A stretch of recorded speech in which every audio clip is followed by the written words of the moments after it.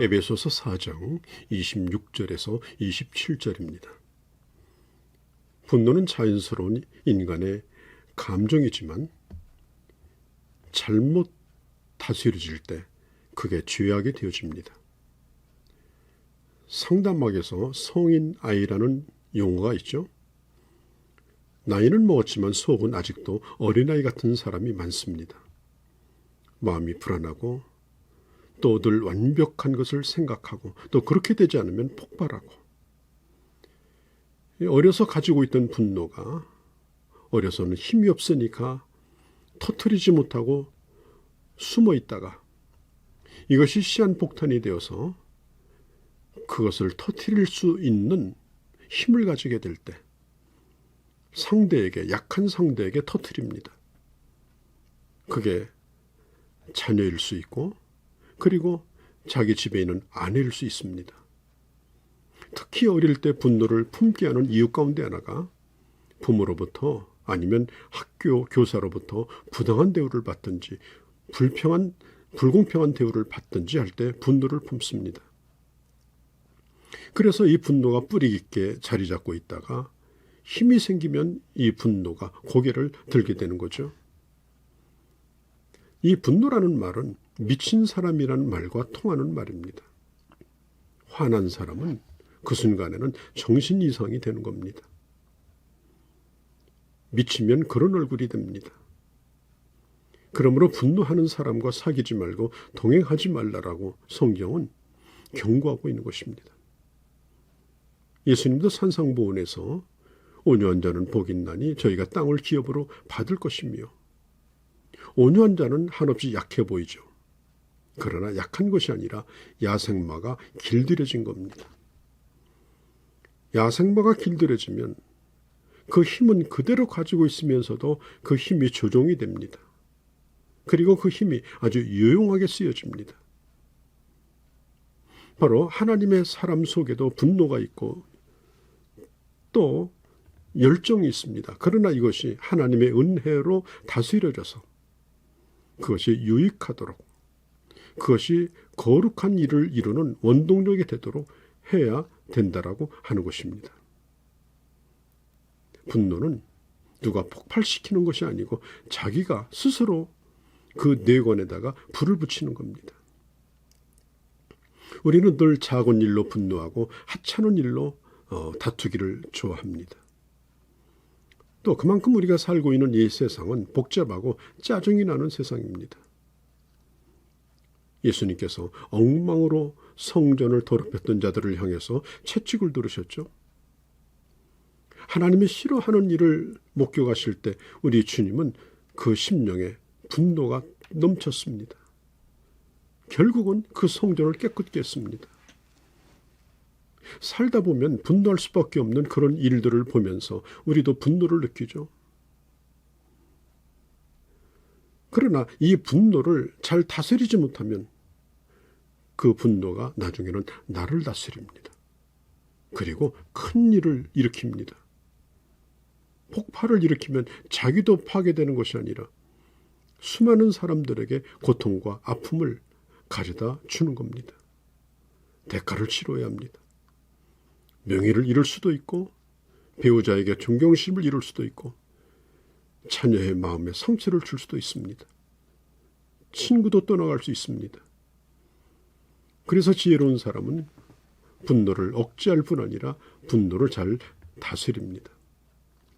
화를 내려고 하다가도 상대방의 말을 잘 들어보면 금세 그 마음이 풀리고 이해의 폭이 넓어집니다. 화가 난다고 하는 것은 누군가에게 상처를 입었을 때입니다. 상처를 계속 주면 분노가 쌓이게 되고 그리고 화가 나는 겁니다. 또 말을 너무 많이 하게 될 때 화가 납니다. 잠언 22장 23절 24절에 노를 품는 자와 사귀지도 말고 분을 품는 자와 동행하지 말라. 노를 품는 자 또 분을 품는 자는 이 사람은 전염성이 있습니다.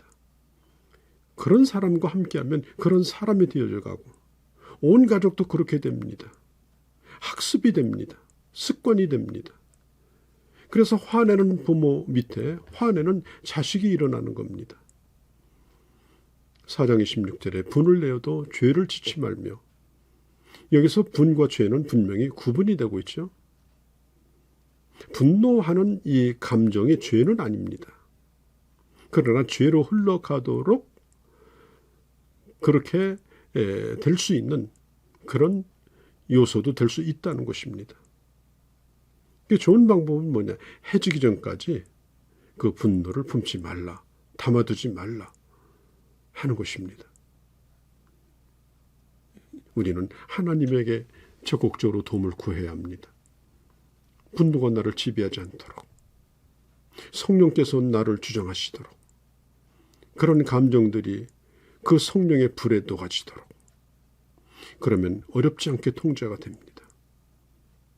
전혀 화내지 말라는 말은 아닙니다. 그건 불가능합니다. 오히려 그렇게 산다면 더 많은 병을 얻고 아마 수명도 단축될지 모릅니다. 화를 내지 않는다, 그것이 아니라 화를 잘 다스리고 하나님이 그 화를 근본적으로 성령의 은혜로 녹여주시도록 그 은혜를 구해야 되는 것입니다. 성경은 말합니다. 해가 지도록 분을 품지 말라. 화를 다스릴 수 있는 방법은 뭐냐? 지속적으로 그 화난 감정을 가지고 있는 것은, 이것은 별로 좋은 일이 아닙니다. 여러분, 아이들에 대해서도 마찬가지죠. 그리고 아이들이 잘못하면 화날 수 있습니다. 그러나 그 자녀를 정죄하든지 그런 인간으로 매도한다든지 그러면 그것이 부모일지라도 그 말에 상처를 받습니다. 화는 안 낼 수는 없습니다. 그러나 그 화로 인하여 상처가 되도록 하셔야 됩니다. 계속 품고 있으면 그 화가 점점점 자라나고 나중에 알을 까고 그 다음에 무슨 생각을 하느냐? 날만 새봐라. 내가 원수 갚을 거다. 이제는 원수 갚을 것까지 생각합니다. 곰곰이 생각하다가 밤을 새우고 계속 미워하고 또 미워하다가 새벽 해가 뜨기 전에 몽둥이 들고 나가는 겁니다. 이 얼마나 무서운 일입니까? 내가 그 사람에 대하여 모든 걸 다 할 수는 없습니다. 내가 또 오늘 판단하고 있는 것이 다 옳은 판단일지도 모릅니다. 그래서 하나님께 맡기는 쪽으로 결론을 내려야 합니다. 지금도 마귀는 우는 사자같이 이를 숨기고 웅크리며 그 틈을 엿보고 있는데, 바로 특별히 예수 믿는 사람이 화를 폭발하기를 원합니다. 그때 거기다 불을 질러버립니다. 그래서 자폭을 할 뿐 아니라 마치 자살폭탄을 터뜨리는 것처럼 많은 사람에게 상처를 주도록 그렇게 만드는 것입니다. 사랑하는 성도 여러분, 사탄은 우리가 분노할 때마다 자꾸 부추깁니다. 자꾸 섭섭한 생각을 불어넣습니다. 생각해보니 섭섭하다. 생각해보니 억울하다. 생각해보니 분하다. 그래서 처음에는 작은 미움이 점점점 눈덩이처럼 불어나더니 이제는 날이 셀 때쯤 돼서는 그때는 원수를 갚아야 된다. 이런 결론을 내리죠. 여러분, 이게 사탄이 가져다주는 방법입니다. 사탄이 우리의 화와 분노를 사용하지 않도록 해야 합니다. 분노로 인하여 죄짓지 않고, 그리고 항상 온유와 겸손의 마음으로 정당한 교훈이든지 어떤 때는 내가 섭섭하고 화난 일이랄지라도 가장 좋은 마음으로 그리스도인다운 마음의 자세로 또 여유 있게 성령께서 그런 마음을 녹여주셔서 하나님의 사람들과 또 가족들과 가까운 이웃과 친구들과 좋은 관계를 가지고 새 사람됨을 보여주는 그런 주의 사람들이 되어주시기를 바랍니다.